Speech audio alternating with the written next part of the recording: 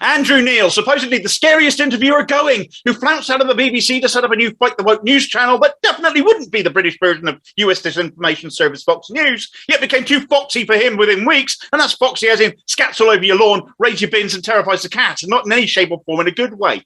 He's had a Corbyn-sized chip on his shoulder for years, and last night, just to prove the absolute boy is still living rent-free in his head, he headed to Twitter. He proudly announced he'd be in the fail today, writing about how the crisis in Ukraine might end up saving Johnson's career. Only if mainstreamers such as yourself stop reporting on his other failings, rest assured more reputable news sources won't be, but he couldn't resist, couldn't help but sneer that he didn't have time to write about how the crisis has helped Keir Starmer too, because the anti-NATO, pro-Kremlin Corbynistas are a busted flush. There's a lot to unpack there, not least that Neil has been smearing socialists as so-called Corbynistas for years now, despite socialism predating Corbyn by some considerable amount of time. All it does is demonstrate he's not worth listening to when it comes to the left. His hard-right bias shows every single time. He's also stoked up the lazy right-wing and centrist accusations that to criticise NATO is to be pro-Putin, which Keir Starmer, desperate for press approval as he is, has made a suspension offence within his hollowed-out husk of a party.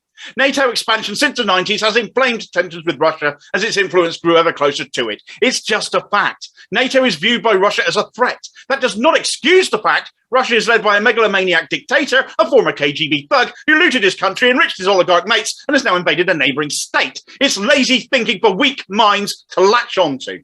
Of course, as to Jeremy Corbyn himself, there are always the receipts. In 2018, he called for an oligarch levy on all Russian money that was swimming about in London and was laughed at by the Tories because, hey, they're funded heavily by Russians. But go on, tell us again how Bozo is going to be spared by this war. 8 years ago, he was backing Ukrainian strikers. 10 years ago, he was campaigning against Putin, murdering journalists, people supposedly like you, Andrew. He's attacked Putin for election rigging, called for Russian assets to be frozen. He accused Putin of war crimes in Syria, condemned Russia's anti-LGBT legislation and other human rights abuses going back years, calling for more help for refugees, and pointed the finger at Russia over the Salisbury poisonings while still daring to ask questions over it, for which the MSM ridiculed him. You're a parody of a journalist these days, Andrew, and it's actually an indictment on today's political leaders that Corbyn still fills your thoughts.